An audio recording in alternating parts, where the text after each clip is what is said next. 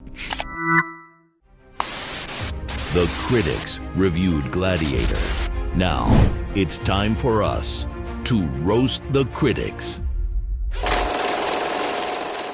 Journey back to a time when entertainment was not as it should be, either in the Colosseum or in the movie theatres. Face it, we were given some pretty bad movies in the early 2000s. Gladiator II is a rather unique situation, as it's the first time an historical epic is getting a sequel, except for 300. That movie comes across as more of a DCU movie thanks to Zack Snyder.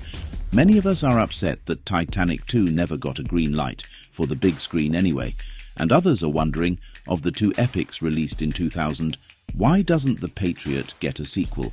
After all, Benjamin Martin lived, and Maximus Decimus Meridius, commander of the armies of the North, general of the Felix legions and loyal servant to the true emperor, did not.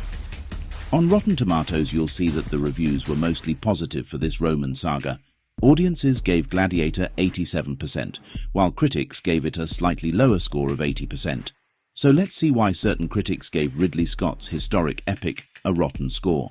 Gregory Winecuff from New Times says that Gladiator is excellent in every way, but the entire course of the movie has been apparent from the opening minutes. Thus, the soul of Gladiator is made sluggish by a maddening lack of suspense. But a lack of suspense shouldn't bother Gregory, since he gave Harry Potter and the Chamber of Secrets a positive score, and in 2014 he knew there were subsequent installments by that time. Thus, Harry Potter was in no danger of dying. Besides, Gladiator is more concerned about being a historic epic, not a nail-biting thriller. Seems to me Gregory bought tickets for the wrong movie. Stuart Clowens from The Nation says, like its hero, the film is solemnly pious. And though Christianity this time is noticeably missing from Hollywood's Rome, the sense of morality oppresses as never before. Gladiator took place around 180 years after Jesus, so Christianity was still a small flame compared to the vast Roman Empire. Also, the early Christian church isn't the kind of story Ridley Scott wanted to tell. If you want that, watch Mel Gibson's Passion of the Christ, yet another historical epic getting a sequel. But you're thinking, Jesus died in the end. Yeah, for like a minute, but look at the joke IMDb is making. They say that the plot is being kept under wraps. Get it? Also, the plot wouldn't be a secret if you paid attention in Sunday school or read the Bible, or a Max Lucado book. Kenneth Turan from Los Angeles Times says that Ridley Scott overstays his welcome. It's too long at a full 2.5 hours. The funny thing about this review is that, yes, back in 2000, Gladiator was considered a long film at 2.5 hours. But he won't be able to have the same complaint about Gladiator II, because in an age where movies are 3 hours and up, this one will be a breeze as it's 7 minutes shorter than the original, and probably with longer credits. The question is, if we stay until the end credits, will we see Maximus's grave shake a little, teasing out a GCU? I will see you again, but not yet. Not yet.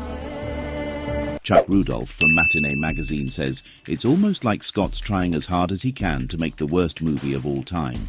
That's quite a big statement coming from a man who liked Mission to Mars.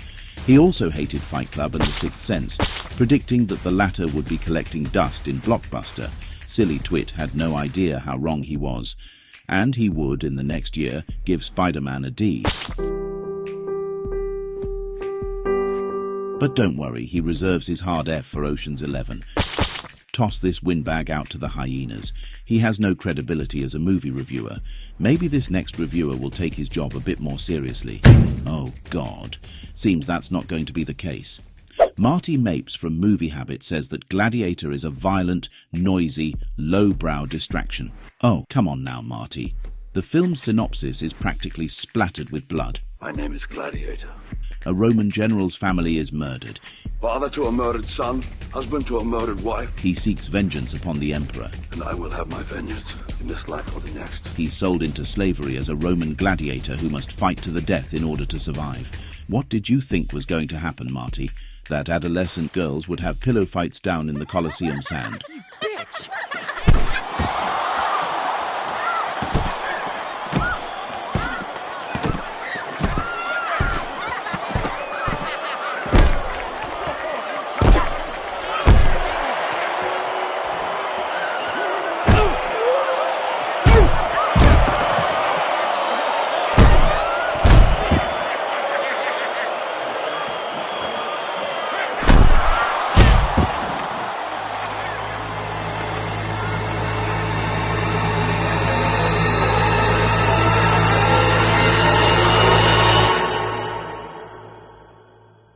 Oh, good.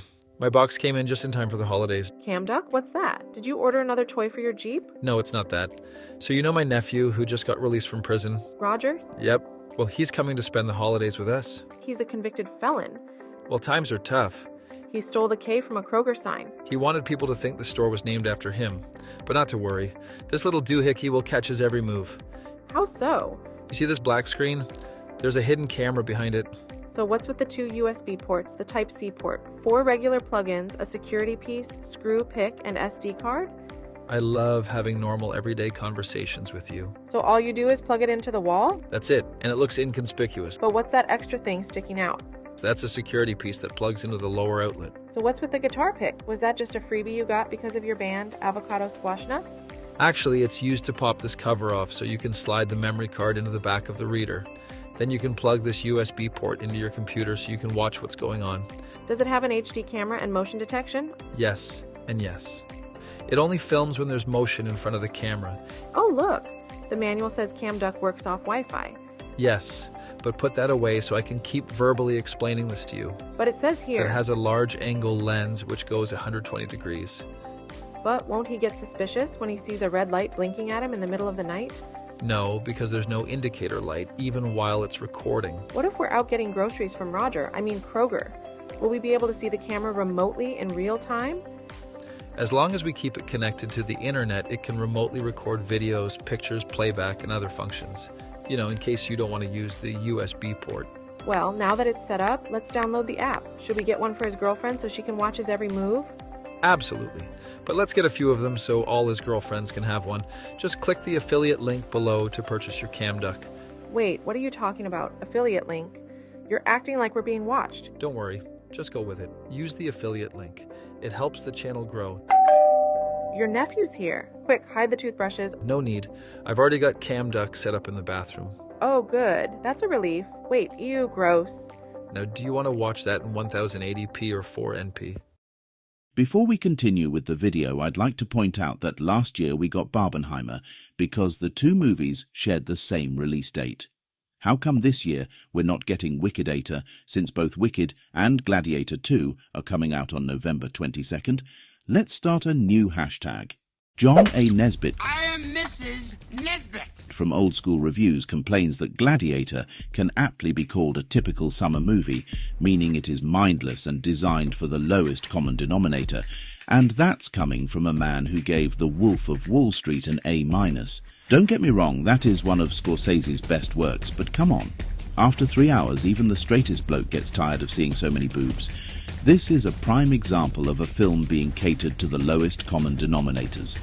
It could have been a complicated biopic about fraud and corporate greed.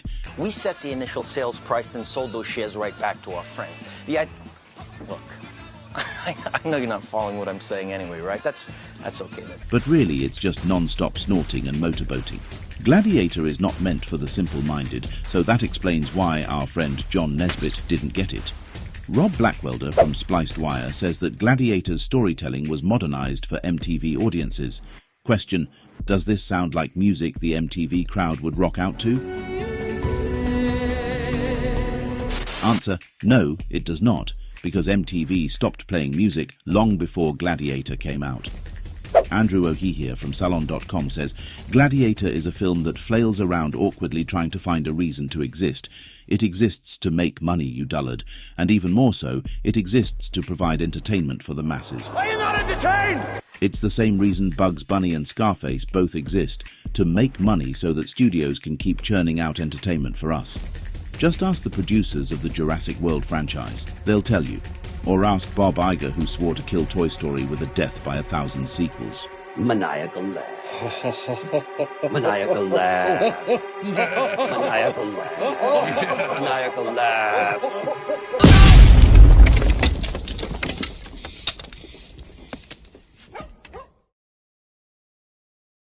Christopher Null from filmcritic.com, his review may as well be considered null and void. He says, there's something Jerry Springer-esque about Gladiator. Well, true. It has the anger, the desertion, the backstabbing, the incest, the yelling, the fighting. Yup, it checks all the boxes. So what is it exactly that Christopher doesn't like? Wesley Lovell from Cinema Site says that Gladiator succeeds on only slightly more levels than it fails. If something succeeds even slightly more, then doesn't that warrant a fresh or positive score? I really shouldn't be angry. These reviews were written at the turn of the century. And does that mean that you're going to run for president? Well, I'm looking at it. I'm looking at it seriously, Tom. I mean, polls have shown good. The ratings certainly show good. A lot of things show good. So we're looking at it, and I think I do a good job. A simpler time. A time of peace and naivety. People complain about Disney's current state of affairs, but have we collectively forgotten the putrid disease that was Zoog Disney? It was much easier to get by with few brain cells, which is what these critics seem to be coasting on. David Edelstein from Slate says, Gladiator's combination of grim sanctimony and drenching, Dolby-eyed dismemberings left me appalled. Well, he wasn't appalled at the human sacrificing in the second Hunger Games movie, which is basically the teenage version of Gladiator, but with water. Wait a minute, that's sounding an awful lot like the sequel we're about to get. David Denby from New Yorker says, Ridley Scott thrusts us so close to the combat that all we see is a lot of whirling and thrashing, a sword thrust here and there, a spurt of blood, a limb severed. There's hardly a scene that is cleanly and coherently staged in open space.